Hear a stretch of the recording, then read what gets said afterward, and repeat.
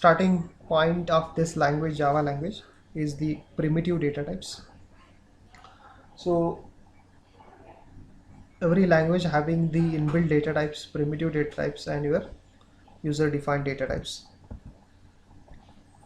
So primitive data types, inbuilt data types, uh, which is given by the system developers who developed the Java. So it is categorized like this: Boolean type, numeric type. Boolean type separately categorized in Java. In case of C++, it comes under a numeric types. So in a Boolean, in bool data type, in a C and C++, you can store 0 and 1 also. Even you can store true and false also. But in case of Java, in a Boolean type, you cannot store 0 and 1. You have to store only true and false value. So this is compulsory. That's why it is categorized separately. You cannot store numeric value into the Boolean type. In a numeric type, here you have to only store, you can store the numbers, even in characters, specifically to the character type, because character type, data type, it comes from the numeric type. In C and C++ also in the same thing, because ASCII values are assigned to the special characters, each and every characters, and that's why it comes across the numeric types. So integral, it is categorized integral type and floating points. Floating points, it's a real number, float and double, 4 byte, 8 byte. The precision difference is in a precision 6 decimals, 15 to 16 decimals. Now in a integral type, again it is categorized char type and integer type. So integer again categorized byte, short, int and long. Now byte, 1 byte, short, 2 byte, integer 4 byte, long 8 byte, float 4 byte, double 8 byte. Character in Java is a 2 byte, it is not a 1 byte. In C++, char is a 1 byte. If it is a 1 byte, that's why it is a 2 raised to 8. 1 byte is equal to 8 bit. 2 raised to 8 means 256. So the range of the character is 0 to 255. So this is given. But in case of Java, it is 16 byte. So 2 raised to 16 combinations are available. And this is given specifically in Java because Java works on Unicode character system. It is not a ASCII. Okay, it is Unicode character system. Unicode character system allows you to store the various types of characters, because in different languages, one alphabet may contains the 2 characters. One alphabet contains the 2 characters. Russian or Chinese or Korean, there one alphabet contains the 2 characters. This is possible, right?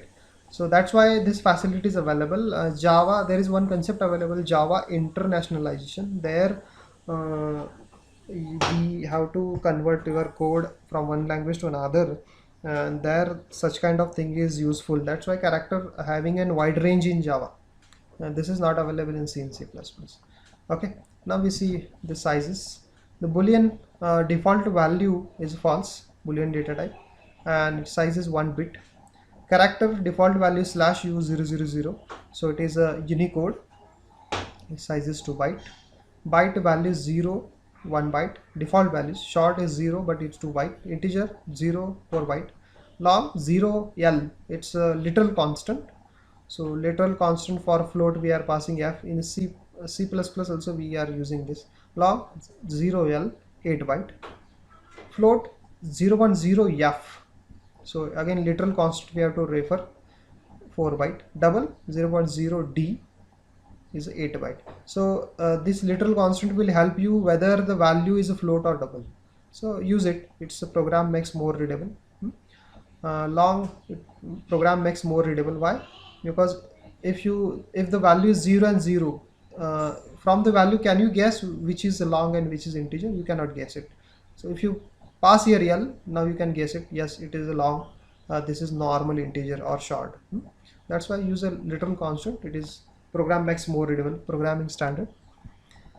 And these are the operators, you know this, so I will not repeat this. Already same thing is available from C++. Bitwise operators, equality, relational, shift operators, additive, multiplicative, a logical or and ternary assignment.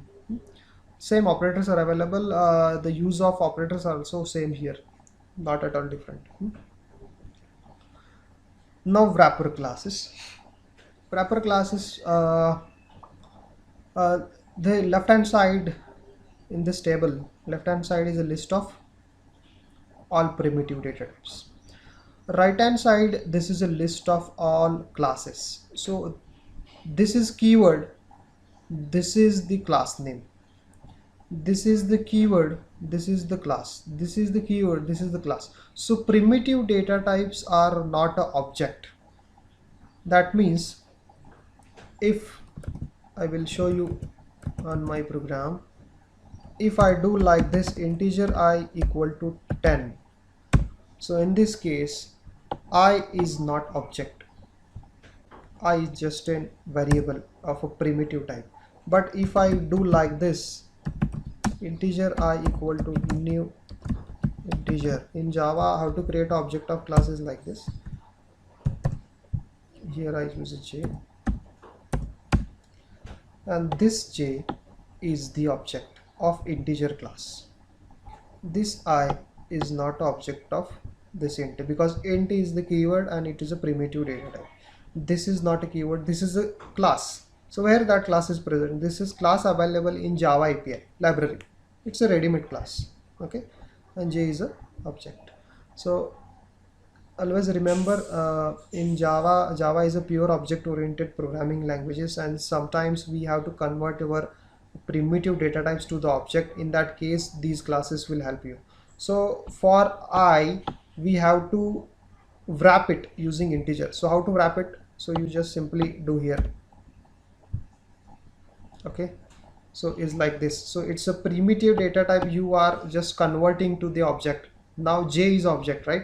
So your 10 value is converted into the object type using J. So it is a wrapping. So you are wrapping I. That's why wrapper classes are used. So you know the wrap word, right? This is wrapper class. So if you want to convert a primitive data type into the object type, then we have to take a help of wrapper classes. All primitive data types, that 8 data types are there, 8 wrapper classes are available. Okay, so it will help you to convert your primitive data type to the object data type. This concept is known as the boxing. That is our next slide. So look at boxing and unboxing. So it is a process of converting the value of the primitive data type into the object data type. Example is number 100 is number, this number is not object variable, it's a variable of primitive type, but this I is the object. And now this number here I converted into the object with the help of I variable. So primitive data type I converted into the object. So this I is a object. So I can access the 100 using this I, right? So if you want to convert into the object, go with the boxing. Unboxing, reverse process, converting the object data type into the primitive data type. Now another difference is here. Integer number is equal to 100. This is memory gets allocated on stack, and this memory gets allocated on using new operator in C++, where the memory gets allocated using new operator on a heap, right?